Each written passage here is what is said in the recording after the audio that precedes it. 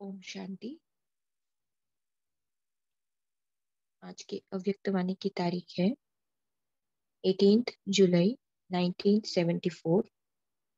18th जुलाई 1974। मुरली का title है संपूर्ण पवित्र वृत्ति और दृष्टि से श्रेष्ठ तकदीर की तस्वीर। संपूर्ण पवित्र वृत्ति और दृष्टि से श्रेष्ठ तकदीर की तस्वीर। तो इस वाणी में बाबा ने खास मधुबन निवासियों के साथ बातचीत की है।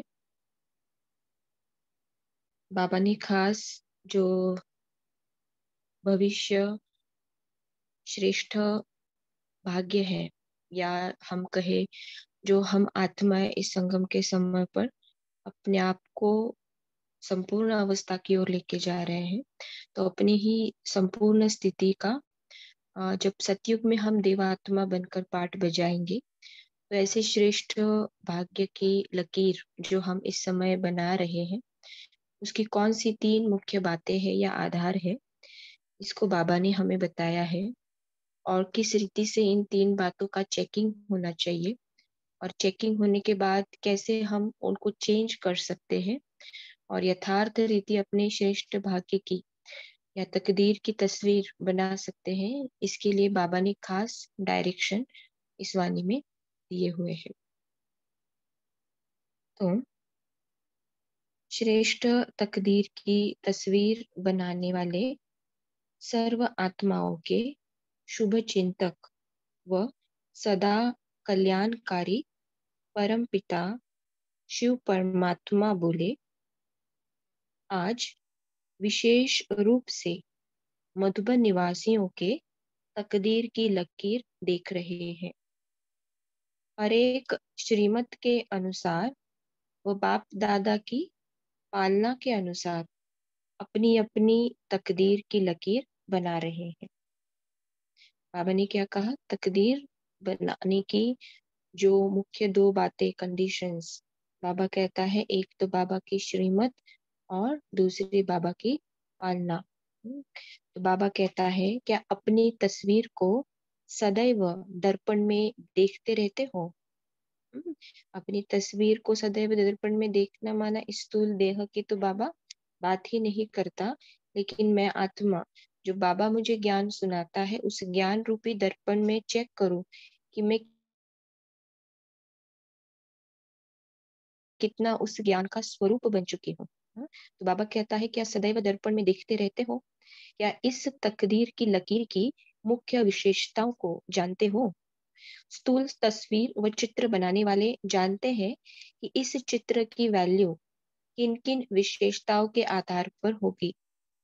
स्थूल चित्र की मुख्य विशेषता आकर्षण व वैल्यू उसके फेस के आधार पर ही होती है। कोई भी चित्र को देखेंगे तो सबकी नजर पहले उसके चेहरे अर्थात फेस पर ही जाती है। हर चित्र के नैन चैन देखते हुए ही उन चित्रों की वैल्यू की जाती है। वैसे भी इस तकदीर के तस्वीर की वैल्यू मुख्य किन बातों पर होती है? तो बाबा ने स्थूल जो चित्र होते हैं या फोटोज होते हैं, उनका बाबा ने एग्जाम्पल लिया है। जैसे चेहरे के ऊपर मुख्य नजर जाती है और उसमें भी मुख्य आंखें, कैसे सारी बातें निकाली हुई है, कैसे आकर्षित करने वाली है, इसके ऊपर उसकी वैल्यू डिसाइड होती है। तो बाबा कहता है कि अगर कोई की तकदीर की तस्वीर देखेंगे तो क्या विशेषताएं देखेंगे? तो एक मुख्य विशेषता यह देखी जाती है कि तकदीर की तस्वीर में क्या स्मृति पावरफुल है। तो बाबा अभी हमारे लिए वो 3 निशानियां या 3 आधार बता रहे हैं, जिसके आधार से हमारे तकदीर की तस्वीर भी आकर्षणमय औरों के लिए बनेगी। तो क्या है पहली बात? बाबा ने कहा स्मृति। कि स्मृति कैसी है? तो स्मृति में कौन सी वाली बात आ जाती है? मैं कौन, मैं कौन, मेरा कौन, और इस समय कौन सा समय चल रहा है, और उस समय के अकॉर्डिंग, उस समय अनुसार मेरे कौन से कर्तव्य होने चाहिए, है ना? तो पहले तो स्मृति पावरफुल है, अर्थात सदा स्मृति स्वरूप है। हाँ, बाबा हमेशा सदा के लिए अंडरलाइन करता है। ये कभी-कभी वाली बात नहीं है। जब पढ़ाई कर रहे हैं, जब योग में है, बहुत अच्छी आत्मिक स्मृति है, और जब कारोबार में है, व्यवहार में है, तो आत्मिक स्मृति नहीं है। तो बाबा कहता है सदा स्मृति स्वरूप है। फिर दूसरी बात, क्या भाई-भाई की वृत्ति सदा कायम रहती है? पहली बात है स्मृति। फिर जब मैं अपने आप को आत्मा समझती हूँ, तभी तो सामने वाले को भी मैं आत्मा देख पाऊंगी। तो अगर वो भी आत्मा, मैं भी आत्मा, हम एक परमात्मा की संतान हैं, तो कौन हो गए आपस में? भाई भाई। तो मैं आत्मा भाई मेरे दूसरे भाई के कल्याण की भावना रखती हूँ, उसके प्रति शुभ भावना, शुभ कामना रखती हूँ। तो भाई भाई की वृत्ति। ये तीसरी बात, तीसरी, क्या रूहानी अर्थात संपूर्ण पवित्र दृष्टि है? ये एक तो हो गई स्मृति, मैंने अपने को आत्मा समझना। फिर दूसरा है भाई भाई की दृष्टि, उसके प्रति कल्याण की भावना। और फिर तीसरा बाबा ने कहा पवित्र दृष्टि, मैंने खुद को भी आत्मा समझ रहे, सामने वाले को भी आत्मा समझ रहे, लेकिन आत्मा देखने के बावजूद भी उसकी कमी कमजोरियां, उसके जो अवगुण है, उसकी जो गलतियां है, उसको बार बार देख रहे हैं, और उसके प्रति विकारोवश, कहाँ ईर्ष्या है, फिर घृणा है, ऐसे संकल्प चलाते हैं। तो फिर बाबा कहता है, ये तीन बातें जो बाबा ने कही, स्मृति, वृत्ति और पवित्र दृष्टि, तो मुख्य ये तीन ही बातें हैं, स्मृति, वृत्ति और दृष्टि। तो इन तीन विशेषताओं के आधार से ही दिव्य गुणों का श्रृंगार व चमक, झलक और फलक तस्वीर में दिखाई देती है ना? जैसे बाबा ने स्थूल तस्वीर का भी एग्जाम्पल दिया। अब उसका चेहरा, उसका नाक, उसकी आंखें आप कैसे निकालोगे, फिर उसको कैसे शेडिंग करोगे अलग अलग कलर्स में, उसके ऊपर उसका जो भी है वो डिसाइड होता है कितना अच्छा है, सुंदर दिखेगा। हम आत्माओं के लिए बाबा क्या कहता है, इन तीनों बातों के आधार से जो भी हमारे अंदर दिव्य गुणों का श्रृंगार होगा, उससे ही हमारी झलक और फलक दिखाई देगी। फिर बाबा ने आगे कहा, अगर यह तीनों ही बातें युक्ति युक्त व श्रेष्ठ है, युक्ति युक्त अर्थात बाबा के श्रीमत अनुसार युक्ति युक्त व श्रेष्ठ है, और यह यथार्थ है, तो ऐसे तकदीर की तस्वीर ऑटोमेटिकली, माना स्वतः ही सर्व आत्माओं को अपनी तरफ आकर्षित करती है। तो जैसे स्थूल नेत्रों के नैन चैन रास्ता चलते हुए आत्मा को भी अपनी तरफ आकर्षित कर देते हैं, ऐसे ही यह तकदीर की तस्वीर भी सर्व आत्माओं को अपनी रूहानी दृष्टि व सदा स्मृति और वृत्ति से अपनी तरफ आकर्षित जरूर करती है। तो बाबा ने क्या बताया आधार, कि जितना जितना हम अपने इस दृष्टि स्मृति के आधार से, पहले तो फिर दृष्टि, और फिर हमारी वृत्ति के आधार से जितना अपने आप में ज्ञान का स्वरूप, गुणों को अपने आप को श्रृंगारित करेंगे गुणों से, उतना उतना हम आत्माओं की भी ये जो चित्र है ये आकर्षणमय होगा। माना स्थिति की बात बाबा यहाँ पे करता है। तो बाबा ने कहा, जैसे स्थूल चित्र देहधारी बनाने में अर्थात देह अभिमान में लाने के निमित्त बन जाते हैं।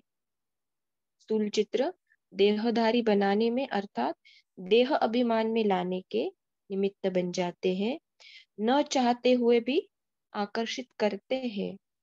कच्चे ब्राह्मणों को व देही अभिमानी बनने के पुरुषार्थियों को भी आकर्षित कर देह अभिमानी बना देते हैं, जो ही फिर कंप्लेंट करते हैं कि रास्ता चलते चैतन्य चित्र व जड़ चित्र देखते हुए आत्म अभिमानी से देह अभिमानी बन जाते हैं। बाबा ने दो बातें यहाँ पर नोट डाउन कराई है। एक बाबा ने क्या कहा, कच्चे ब्राह्मण, है ना, कच्चे ब्राह्मण। तो बाबा ने फिर उनको उनके लिए क्या कहा कि ते ही अभिमानी बनने का जो पुरुषार्थ कर रहे हैं, वो भी क्या होते हैं, देह अभिमान में आ जाते हैं, फिर कंप्लेंट करते हैं। फिर बाबा ने कहा, ऐसे ही जब रूहानी चित्र व तस्वीर आकर्षणमय बनावेंगे तो अनेक आत्माएं चलते फिरते भी देह अभिमान से निकल देही अभिमानी बन जाएगी, है ना। एकदम साधारण बात बाबा ने कितनी सादे शब्दों में कही। बाबा कहता है जैसे औरों के देह भान को या उनके उस प्रभाव में हम बहुत बार आ जाते हैं, तो उसी रीति से अगर हम आत्माएं रूहानियत में रहे, देही अभिमानी स्थिति में रहे, हमारी स्मृति वृत्ति दृष्टि अगर रूहानियत की हो, पावरफुल हो, तो क्या और देह भान वाले आत्माएं देही अभिमानी नहीं बन सकते। तो बाबा ने कहा कि जब स्थूल चित्रों में इतनी आकर्षण है, तो क्या आप रूहानी चैतन्य चित्रों में इतनी रूहानी आकर्षण नहीं है। अब यही चेक करना है कि मेरी तस्वीर व चित्र कहाँ तक आकर्षण मूर्त बना है। तो बाबा ने चेकिंग के लिए क्या कहा कि मेरा चित्र, मेरी स्थिति या फिर मेरी दृष्टि से ने आत्माओं की स्थिति देही अभिमानी वाली, या फिर मेरी स्थिति के आधार से कितने आत्माएं देही अभिमानी स्थिति में स्थित होते हैं या अपने आप को आगे बढ़ाने के लिए वो पुरुषार्थ भी करते हैं, तो कितनी मेरी स्थिति अन्य आत्माओं के लिए सहयोगी बनती है। तो बाबा ने ये चेक करने के लिए कहा।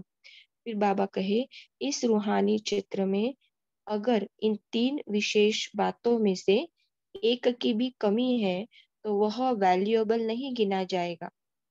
जैसे स्थूल चित्रों में भी आंख, नाक व कान आदि आदि कोई भी एक चीज यथार्थ नहीं होती है, तो चित्र की वैल्यू कम हो जाती है ना। तो अब तक बाबा ने क्या कहा कि हमारा चित्र कैसा होना चाहिए, श्रेष्ठ भाग्य की तस्वीर, उसके आधार बताए।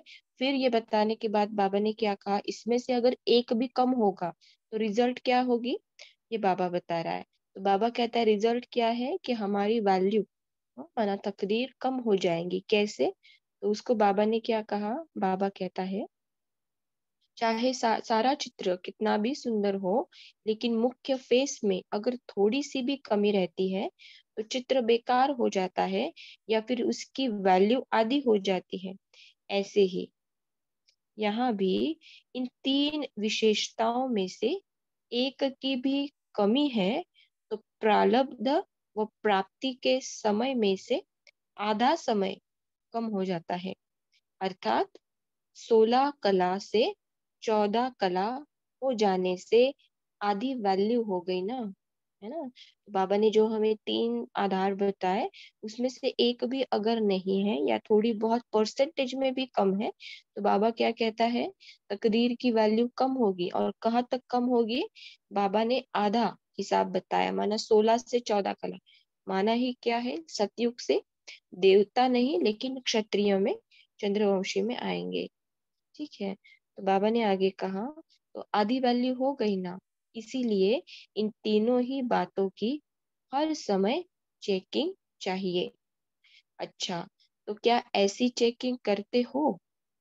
तो बाबा ने हमें चेकिंग के लिए कहा है।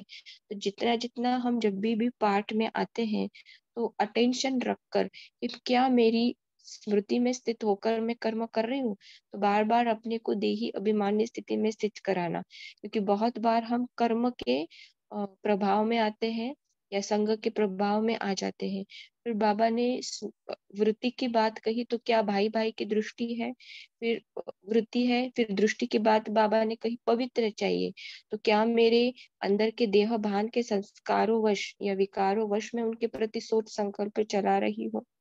हाँ, तो ये चेकिंग हर घड़ी खुद को रोक कर एक एक मिनट में होनी चाहिए। तो बाबा कहते हैं तो क्या ऐसी चेकिंग करते हो, क्या चेकिंग का यंत्र जानते हो।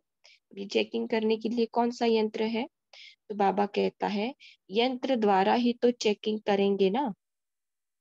यह कौन सा यंत्र है कि जिससे अपने को चेक कर सकते हो, तो यंत्र है बुद्धि। लेकिन दिव्य बुद्धि का नेत्र ब्राह्मण बनते ही दे देते हैं। तो कौन सा यंत्र है, बुद्धि, और उसमें भी बाबा ने कहा दिव्य बुद्धि, है ना। तो बाबा कहता है ये दिव्य बुद्धि का जैसे कि गिफ्ट तुम जब ब्राह्मण बनते हो तभी मिल जाता है।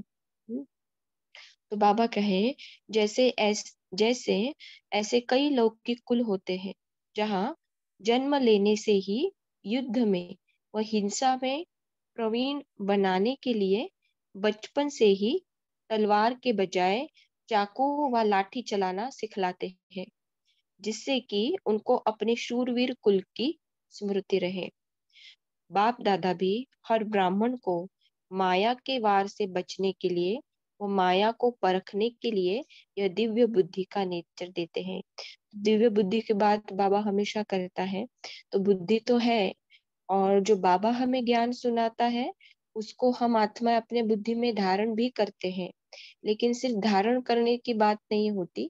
तो बाबा यहाँ पर जब दिव्य बुद्धि कह रहे हैं, तो इस धारण किए हुए ज्ञान को कितना मैंने अपनी समझ बनाया है, और इस समझ के आधार से मैं पाठ में आती हूँ। हाँ, क्योंकि एक है ज्ञान को धारण करना, और उस धारण किए हुए ज्ञान को उसके ऊपर विचार सागर मंथन करके प्रैक्टिकल मेरे पाठ अनुसार उसको अप्लाई करके उसका अनुभव लेना। तो बाबा कहता है कि ऐसी दिव्य बुद्धि के आधार से हम अपने आप की चेकिंग कर सकते हैं कि ज्ञान स्वरूप बुद्धि कितनी। तो बाबा ने क्या कहा यहाँ पे? बाबा कहता है जैसे और कई कुल होते हैं, वहां पर बच्चों को पहले से ही ये शिक्षाएं दी जाती है उनके कुल के अकॉर्डिंग। तो उसी रीति से जब हम ब्राह्मण बनते हैं, तो माया के वार से बचने के लिए बाबा पहले ही हमें क्या देता है? ज्ञान स्वरूप बुद्धि का वरदान, माना दिव्य बुद्धि देते हैं। वो समझ, वो परख हम आत्माओं में आ जाती है कि हम कैसे माया को परख सके। तो बाबा कहता है कि बाप दादा भी हर ब्राह्मण को माया के वार से बचने के लिए व माया को परखने के लिए यह दिव्य बुद्धि का नेत्र देते हैं।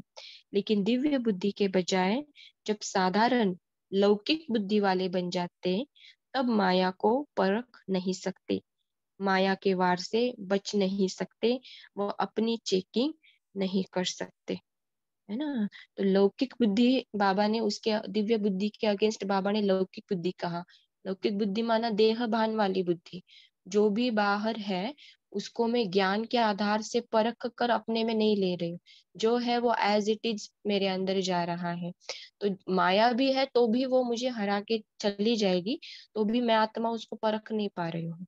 क्यों? क्योंकि मेरी बुद्धि लौकिक माना देह भान वाली है।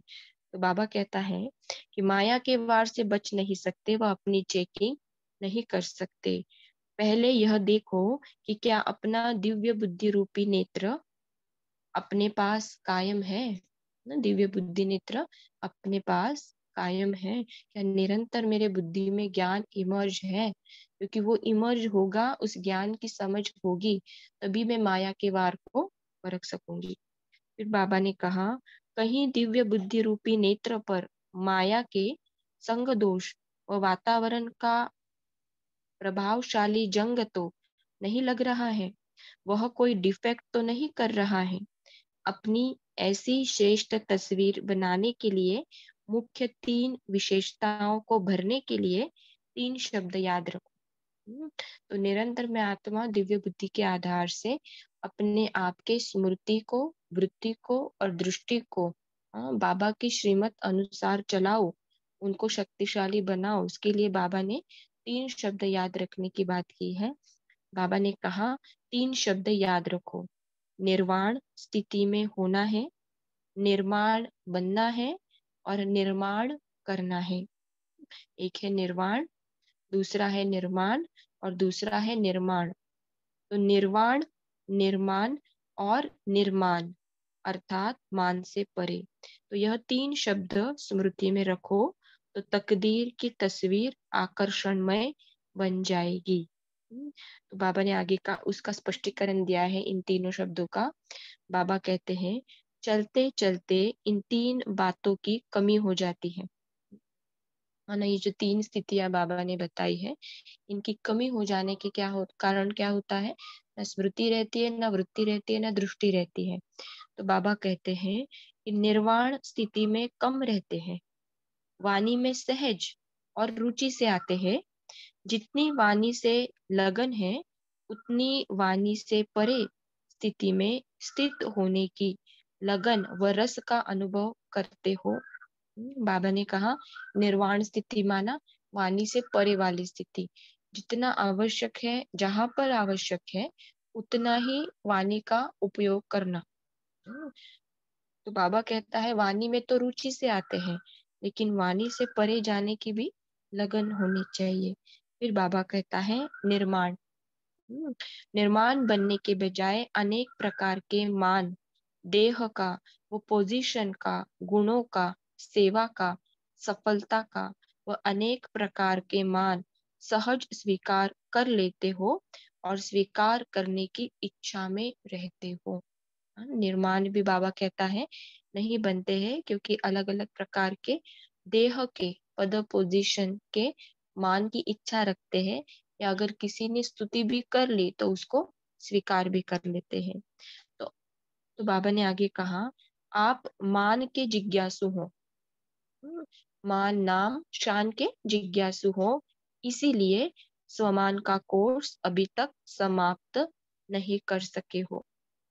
जब यह जिज्ञासु रूप समाप्त होता है, तब ही स्वमान की स्थिति स्वतः और सदा रहती है ना। देखो बाबा ने कितनी सुंदर बात कही कि जिज्ञासु माना क्या है, कि वो बातों की चाहना करना। जैसे बाबा ने मान नाम शान सेवा के सफलता के बाद की वो मान की स्थिति जो कुछ भी है, तो उसकी चाहना करते हैं या स्वीकार करने की इच्छा रखते हैं, तो ये जिज्ञासु वाली स्थिति है।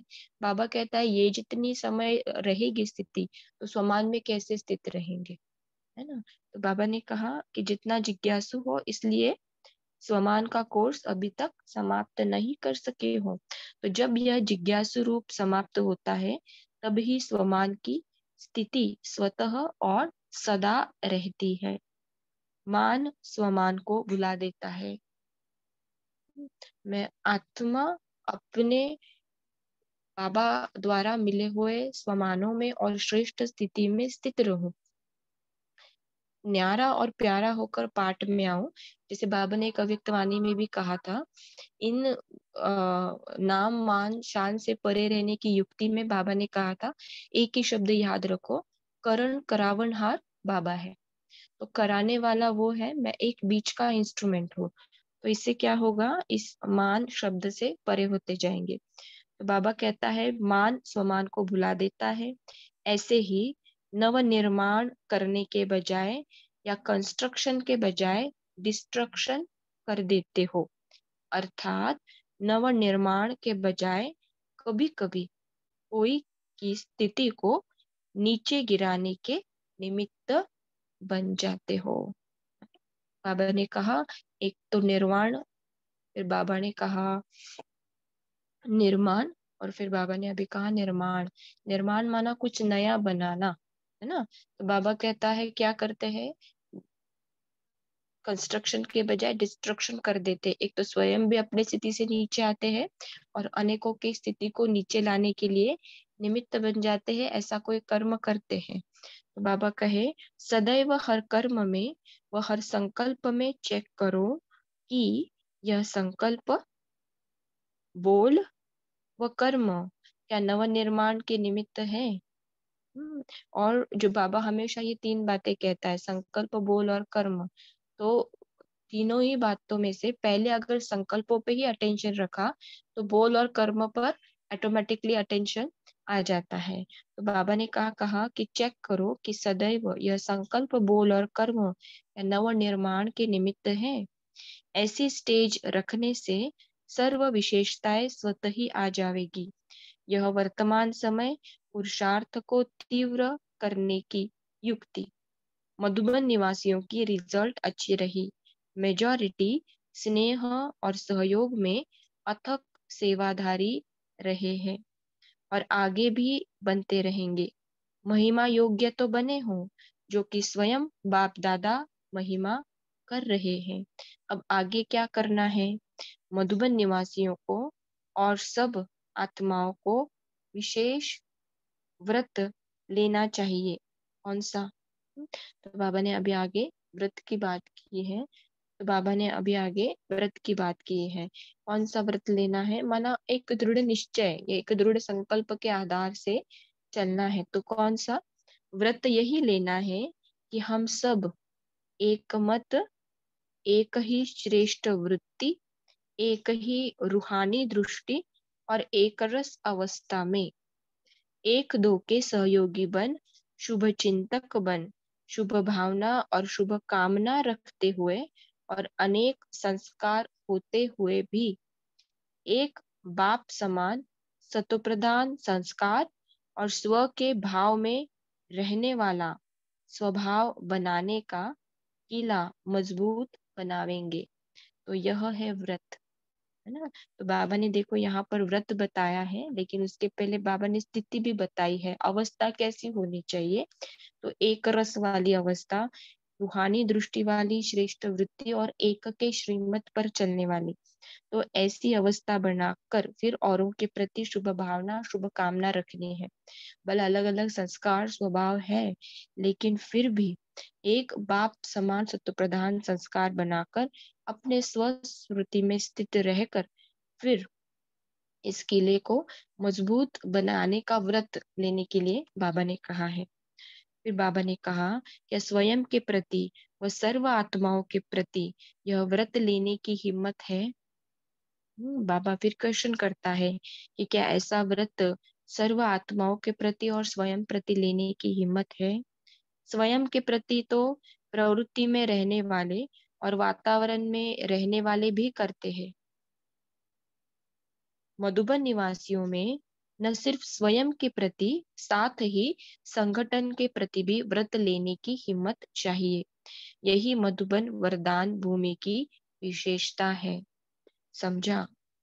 तो जैसे अभी हिम्मत का प्रत्यक्ष फल दिखाया, ऐसे ही एक दो को सावधान करते हुए और एक दो के सहयोगी बनते हुए इस व्रत को साकार रूप में लाने में सफल हो जाएंगे।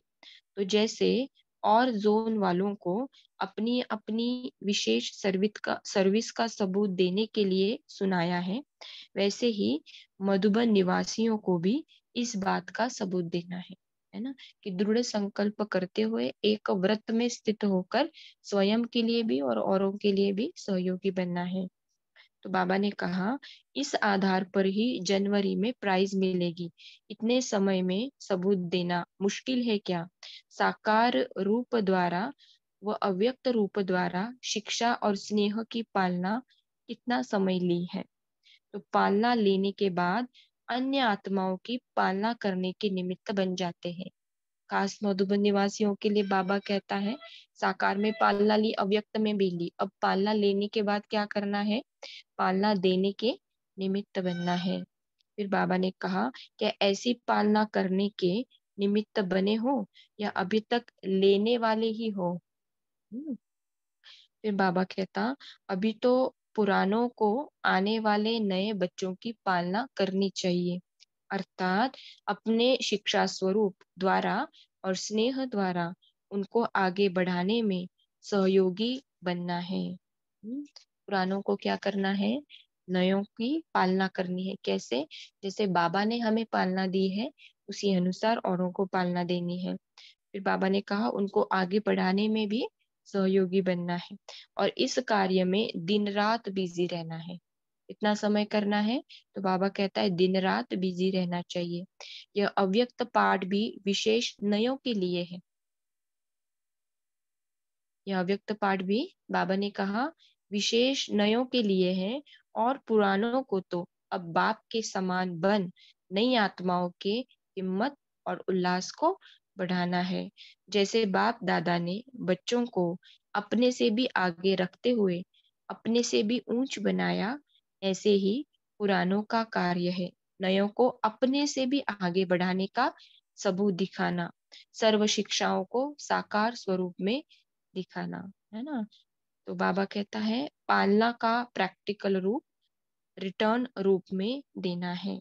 अच्छा, ऐसे सपूत बच्चे अपनी तकदीर की तस्वीर अपनी धारणाओं द्वारा दिखलाने वाले सदा मूल मंत्र और यंत्र को कर्तव्य में लाने वाले बाप दादा के समान हर सेकंड और संकल्प सर्व आत्माओं के कल्याण प्रति लगाने वाले सदा स्व के भाव में रहने वाले बाप दादा समान श्रेष्ठ संस्कार अर्थात अनादि और आदि संस्कारों को प्रत्यक्ष रूप में लाने वाले, हर संकल्प और हर समय को सफल बनाने वाले सफलता मूर्त सितारों को बाप दादा का याद प्यार, गुड नाइट और नमस्ते।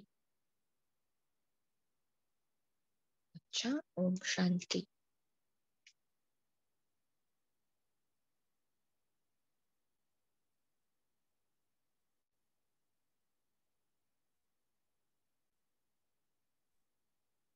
ओम शांति। थैंक यू सोनाली बहन। एक अनाउंसमेंट है, जो कल से हमको पासकोड डालना पड़ेगा, जो 11 है, 1111।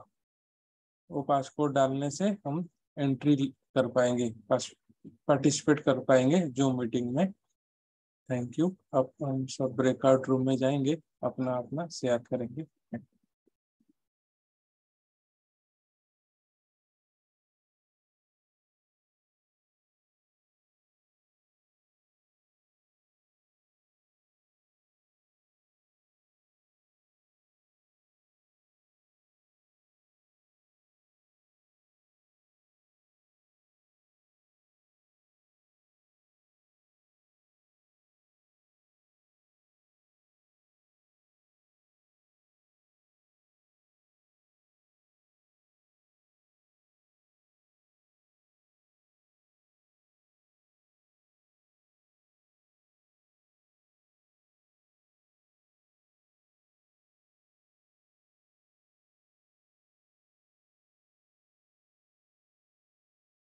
ओम शांति। सोनाली बहन, आपको कंटिन्यू आगे करना है।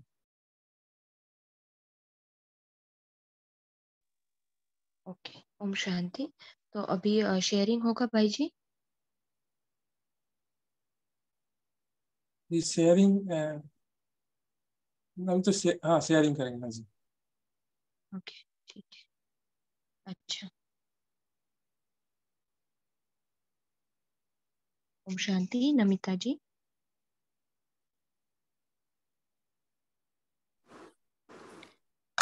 ओम शांति दीदी। ओम शांति। आज बाबा ने हम्म, अपनी श्रेष्ठ तस्वीर बनाने के लिए 3 मुख्य विशेषताओं को याद रखने के लिए बोला। एक जी है निर्वाण स्थिति बनना है, दूसरा जी निर्माण बनना है, और तीसरा है निर्माण करना है।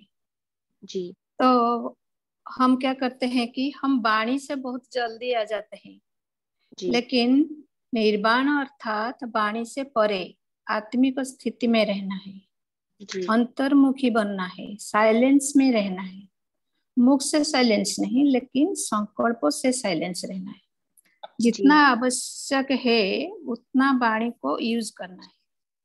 जी फिर बाबा ने बोला निर्माण बनना है, अर्थात मान शान से परे। कोई भी जी सेवा करे तो उसकी रिजल्ट पर इच्छा न रखना, जी निमित्त निमित्त बनकर सेवा करना है। हम्म, निर्माण के बजाय जब सोमान में स्थित रहना है, क्योंकि मान शान रूपी माया सोमान को भुला देती है। जी तो स्मृति स्वरूप और सोमान स्वरूप बनना है। जी करण करावनहार बाबा कर रहा है और मैं निमित्त हूँ, ऐसे समझना है। जी फिर निर्माण अर्थात कंस्ट्रक्शन के बारे बाबा ने बोला। फिर कंस्ट्रक्शन माना कुछ नया बनाना। जी कभी कभी हम कंस्ट्रक्शन के बजाय हमारा स्थिति को डिस्ट्रक्शन अर्थात ऊपर नीचे कर देते हैं। जी तो चेकिंग करना है कि हमारा संकल्प, बोल और कर्म नवनिर्माण के तरफ हो रहा है या हम्म, नहीं हो रहा है। इसको जी चेकिंग करना है। हर जी संकल्प बोल को हम चेकिंग करना है। ये करना उसको है जी। हाँ, उसको सफल करना भी है। तो सुपर। बोलने से पहले सोचना है हम्म हमारा बोल प्रेरणादायक है या नहीं, हम्म, हमारा संकल्प शुद्ध और श्रेष्ठ है या नहीं, और कर्म नवनिर्माण के तरफ हो रहा है या नहीं। जी इसको बहुत ऊपर अटेंशन रखना है और चेक करना है और चेंज भी करना है, जी तब हमारा पुरुषार्थ तीव्र गति से हो रहा है। जी। ओम शांति।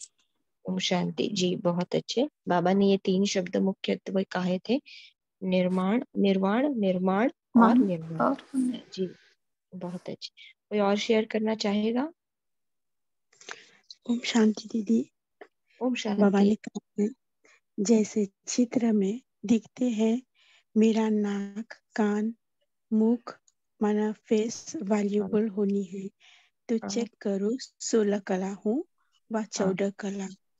और जी बाबा ने कहा है, लेने वाले नहीं बनो, देने वाले बनो, दिन रात बिजी रहना है मुझे अपने चित्र बनाने में। ओम शांति। जी बहुत सुंदर। बाबा ने कहा था जो बाप दादा से पालना ली है, अभी उसका रिटर्न औरों को पालना देकर करना है। जी ओम शांति। ओम शांति। ओम शांति। जी बोलिए। हाँ, बाबा ने कहा है अभी हमें पुराने बच्चों को नए आने वाले बच्चों की पालना करनी है, अर्थात जी उसे शिक्षा स्वरूप देना है, स्नेह द्वारा आगे बढ़ाने में सहयोगी बनना है। तो जी इस कार्य में हमें पुराने आत्माओं को दिन रात बिजी रहना है और अव्यक्त पाठ की भी विशेष नयों के लिए, और पुरानों को तो अब बाप समान बनना है। जी और आत्माओं के नई आत्माओं के हिम्मत और उल्लास को बढ़ाना है। बाप दादा ने बच्चों को अपने से भी आगे रखते हुए अपने से भी उच्च बनाया, ऐसे ही पुराने का कार्य नए को अपने से भी आगे बढ़ाने का जी सबूत दिखाना है। तो जी बाबा, हाँ, और बाबा कहते हैं कि सर्व शिक्षाओं को साकार रूप में दिखाना और पालना का प्रैक्टिकल रूप रिटर्न में देना है। जी। ओम शांति। ओम शांति। ओके। हाँ, जाधव जी आपको अनम्यूट किया है।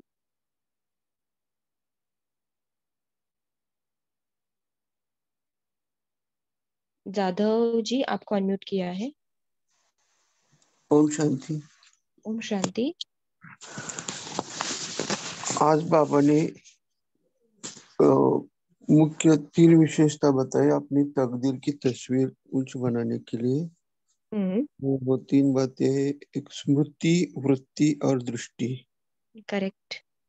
तो इन तीनों विशेषताओं के आधार से ही दिव्य गुणों का श्रृंगार व चमक, झलक और फलक तस्वीर में दिखाई देती है।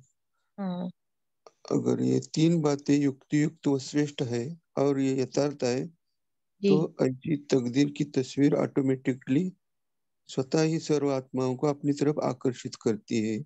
जी। तो ऐसी ही तकदीर की तस्वीर भी सर्व आत्माओं को अपनी रूहानी दृष्टि और सदा स्मृति और वृत्ति से अपनी तरफ आकर्षित जरूर करती है। जैसे जी स्थूल चित्रधारी देहधारी बनाने की, देहाभिमान में लाने की निमित्त बनते हैं और उनको आकर्षित करते हैं, तो कच्चे ब्राह्मण आकर्षित हो जाते हैं। उनकी अपनी रूहानी दृष्टि की तस्वीर आकर्षक बनानी है, जैसे कि चलते फिरते देह अभिमानी से निकल वो देही अभिमानी बन सके। जो स्थूल चित्रों में इतने आकर्षण है, तो क्या आप रूहानी चैतन्य चित्रों में इतने आकर्षण नहीं हो सकती है क्या? जी जी अभी ये चेक करना है। जी। ओम शांति। ओम शांति। बाबा ने स्थूल चित्रों के साथ कंपेयर किया था, एग्जाम्पल दिया था कि स्थूल चित्र आकर्षित करती है, तो क्या हमारी स्थिति, रूहानी स्थिति औरों को आकर्षित नहीं कर सकती? तो इन 3 बातों के लिए बाबा ने अटेंशन देने के लिए कहा था। जी बहुत अच्छे हैं। अरुणा जी आपको अनम्यूट किया है। ओम शांति। आज ओम बाबा ने शांति। कहा कि स्मृति, वृत्ति और दृष्टि, ये तीनों ही पवित्र होनी चाहिए, तीनों ही गुणों का श्रृंगार करना चाहिए। और उसके लिए इसलिए इन तीनों ही बातों के हर समय चेकिंग चाहिए। जैसे कि जी बाबा ने ब्राह्मण बनते हुए भी बाबा ने क्या दिया है, तो दिव्य नेत्र ब्राह्मण बनते ही दिव्य बुद्धि का नेत्र बाबा ने दिया है। रिया से आपने ये कर्माती बनना है, कर्म में लाना है और अनुभवी बनना है। ओम शांति। ये चेकिंग चाहिए। ओम शांति। जी ओम शांति। बाबा ने जो, अच्छा सोनिया जी आपको अनम्यूट किया है। हाँ जी, ओम शांति। आज ओम बाबा ने शांति। विशेष व्रत लेने के लिए कहा है। बाबा ने हाँ, मधुबन निवासियों को कहा स्नेह और सहयोग में अथक सेवाधारी रहे और आगे भी बनते रहेंगे और महिमा योग्य भी बने। लेकिन मधुबन निवासियों को और सब आत्माओं को विशेष व्रत लेना है। वह व्रत यही है कि हम सब एक मत, माना एक बाबा की मत पर चलने वाले, एक ही श्रेष्ठ वृत्ति, सर्व की कल्याणकारी वृत्ति और एक ही रूहानी दृष्टि, सबको आत्मा देखने की दृष्टि, एक रस अवस्था, बाबा के बताए मार्ग पे चलना और अपनी श्रेष्ठ अवस्था, उच्च अवस्था बनाना और एक दो के सहयोगी बन, शुभ चिंतक बन, शुभ भावना और शुभ कामना रखते हुए, अनेक संस्कार होते हुए भी एक बाप समान सतो प्रधान संस्कार और स्व के भाव में रहने वाले स्वभाव बनाने का किला मजबूत बनावेंगे। यह है व्रत। तो स्वयं के प्रति और प्रवृत्ति में रहने वाले और वातावरण में रहने वाले भी यह करते हैं। लेकिन मधुबन निवासियों को, मतलब स्वयं के प्रति तो बाबा ने कहा तो प्रवृत्ति में रहने वाले और वातावरण में रहने वाले भी करते हैं। लेकिन मधुबन निवासियों को न सिर्फ स्वयं के प्रति, साथ ही संगठन के प्रति भी व्रत लेने की हिम्मत चाहिए। यही मधुबन वरदान भूमि की विशेषता है। ओम शांति। शुक्रिया। ओम शांति जी। तो बहुत अच्छे। मुरली को थोड़ा सार रूप में हम क्विकली रिवाइज करते हैं। बाबा ने 3 मुख्य बातें कही, एक स्मृति की, वृत्ति की और दृष्टि की। और इन तीनों को सही यथार्थ और युक्तियुक्त चलाने के लिए बाबा ने 3 अवस्थाएं बताई। एक है निर्वाण, फिर बाबा ने निर्माण और निर्माण की बात की थी। और इन तीनों के आधार से हमारी अवस्था बनाने के लिए बाबा ने दिव्य बुद्धि को साथ रख कर चलने के लिए, चेकिंग करने के लिए कहा था। हर संकल्प, बोल और कर्म क्या नव निर्माण के निमित्त है, इसको चेक करने के लिए कहा। फिर बाबा ने अंत में जो पालना ली है अव्यक्त और साकार, उसका रिटर्न देने की बात की थी। और व्रत की भी बात बाबा ने की थी। स्वयं के प्रति नहीं, लेकिन औरों को आगे बढ़ाने का बाबा ने विशेष अटेंशन खिंचवाया था। अच्छा, ओम शांति। अभी आगे हम मेडिटेशन करेंगे भाई जी। जी, होमवर्क भी देंगे छोटा सा और मेडिटेशन भी करेंगे। अच्छा, ओम शांति। तो जैसे बाबा ने मुरली में भी आज कहा है कि दिव्य बुद्धि ये हमारा यंत्र है चेकिंग का। तो दिन भर हम आज अटेंशन रखेंगे कि क्या मेरी स्मृति रहती है। तो जैसे वृत्ति के लिए बाबा ने कहा था भाई भाई वाली वृत्ति होनी चाहिए और दृष्टि भी पवित्र। तो हर समय जितना भी हम आज पाठ में आएंगे तो ये चेकिंग रखेंगे और उसका चार्ट भी बनाएंगे इन तीनों पॉइंट्स को लेकर, स्मृति, वृत्ति और दृष्टि। और डे एंड में हम उस चार्ट को भरेंगे भी कि कितनी बार मेरी स्मृति ठीक रही, मेरी वृत्ति ठीक रही और कितनी बार थोड़ा सा गलत श्रीमत के अकॉर्डिंग नहीं हुआ, कुछ अलग बातें हो गई। तो होमवर्क में हम इस चार्ट को आज दिन भर में मेंटेन करेंगे और इसके आगे भी हम कंटिन्यू कर सकते हैं। तो ये होमवर्क है और अभी हम 1 मिनट के लिए मेडिटेशन करेंगे। ओम शांति।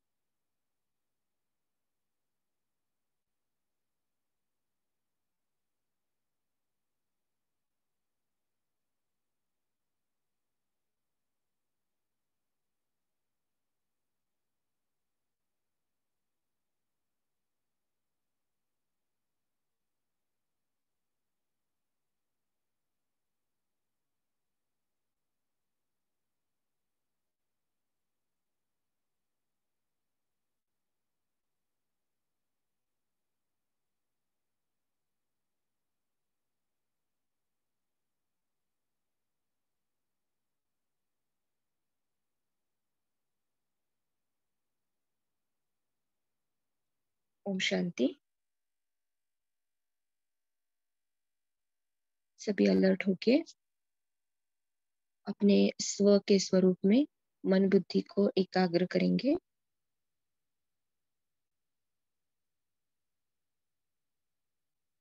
मैं निराकार आत्मा मस्तक के बीचों बीच अपने सत्य स्वरूप को अनुभव कर रही हूँ।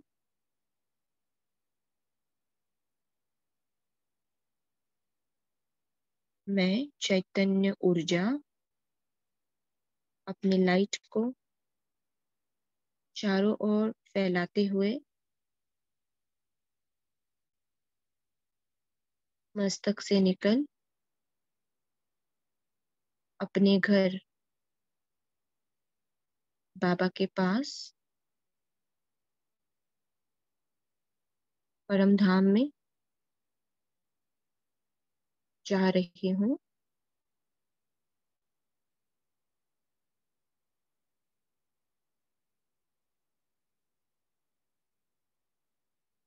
बाबा के समीप स्थित होते हुए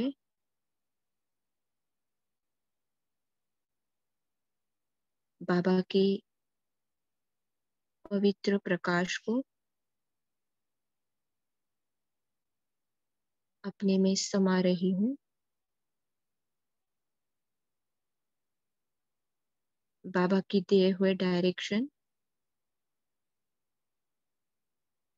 स्व के भाव में स्थित होना, स्व की सत्य स्मृति में स्थित होना, हर एक आत्मा प्रति भाई भाई की वृत्ति और हर एक आत्मा के प्रति पवित्र दृष्टि। बाबा के इन शिक्षाओं को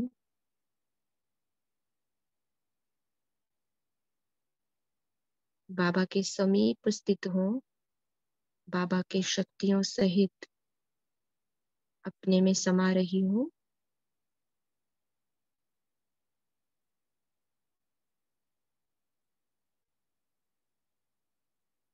अपने आप को भरपूर करते हुए मैं आत्मा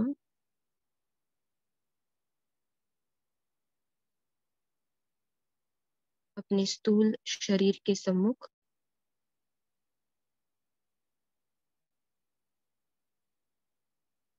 मस्तक के बीचों बीच स्थित हो जाती हूँ। अपनी चैतन्यता को अनुभव करते हुए मैं आत्मा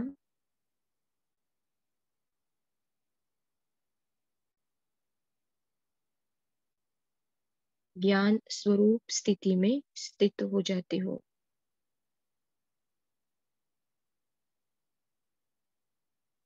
ओम शांति। ओम शांति। बहुत बढ़िया ओम मुरली। ओम शांति शिव ओम बाबा, शांति। बहुत बढ़िया मुरली। ओम शांति। ओम शांति। ओम ओम शांति। शांति, शुक्रिया, गुड मॉर्निंग ओम एवरीवन। शांति। ओम ओम शांति। शांति। धन्यवाद दीदी, धन्यवाद बाबा।